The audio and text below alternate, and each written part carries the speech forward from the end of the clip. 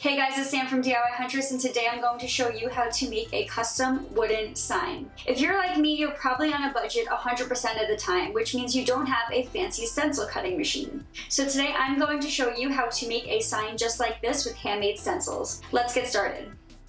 This project is sponsored by Varathane. You can find the full list of products and materials used for this project by clicking on the link below this video. One of the most important parts of the sign making process is that you're actually making a sign. So to make my sign, I cut 3 1x5 pieces into 16-inch lengths. I then went ahead and measured and cut 2 12-inch stringers for the back of my sign.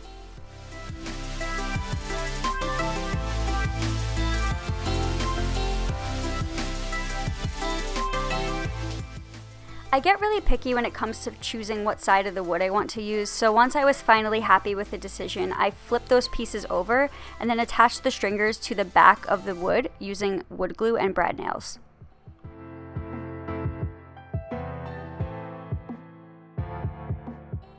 I then went ahead and sanded the entire piece to prep it for stain.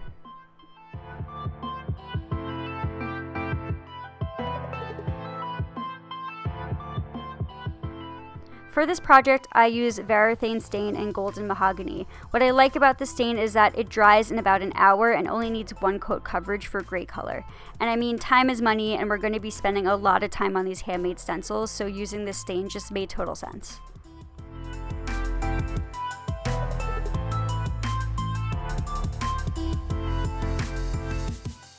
As the sign dried, I began to prep my design.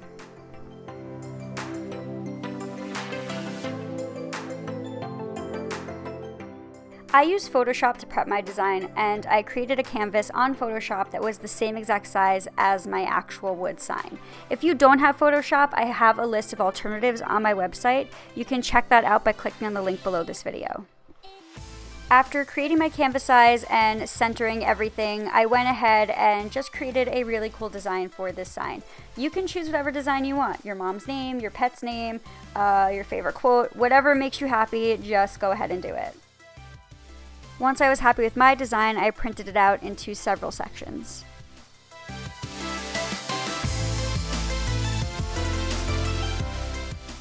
After printing, I took the stencils and just combined them using some painter's tape.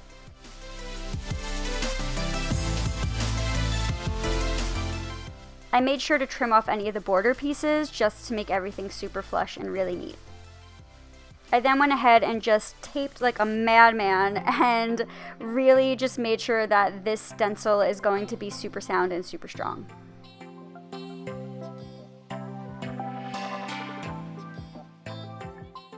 After everything was taped together, I used my tape measure to make sure that my design was centered.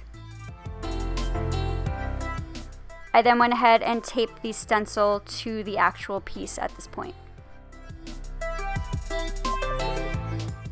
Once the stencil was secure, I then used my X-Acto knife to begin cutting out the design. For designs with loops and fancy things like the G that you see here, I created little tabs that hung onto the center piece. I then continued to cut out the rest of the design. Again, I just used tabs to hang on to all the decorative centerpieces. If they're sticking up, you can use some tape to kind of secure them down, but you'll be painting over these anyway and doing some touch-ups later, so don't get too crazy with this part.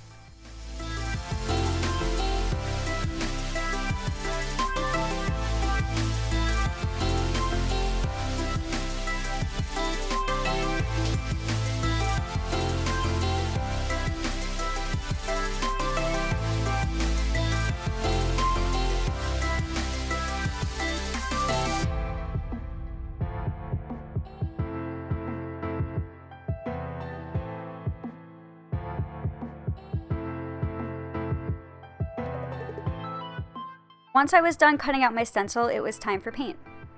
I just went ahead and dabbed some paint over the stencils, making sure to just be really careful around the edges. You can use as many coats of paint here as you need to, but for me, I use 3. Once the paint is dry, go ahead and peel off that stencil.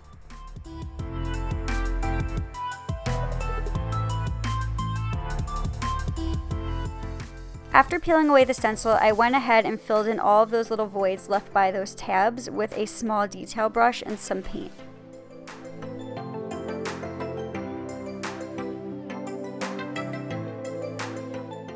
I also make sure to keep an X-Acto knife around to scrape off any of the paint that's spilled over from the stencil.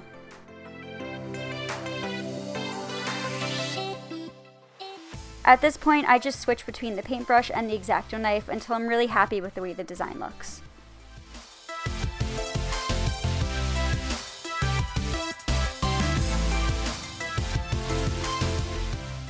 If at any point you nick the wood with the X-Acto knife, just keep a small paintbrush with some excess stain around and a rag. And once your sign is dry, just flip that thing over and add those picture hanging hooks.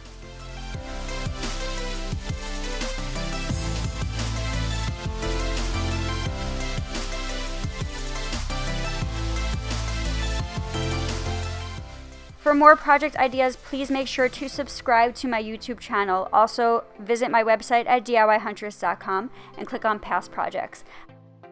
I hope you guys enjoyed this project and that it provided you with some really cool insight. I cannot wait to see what you create.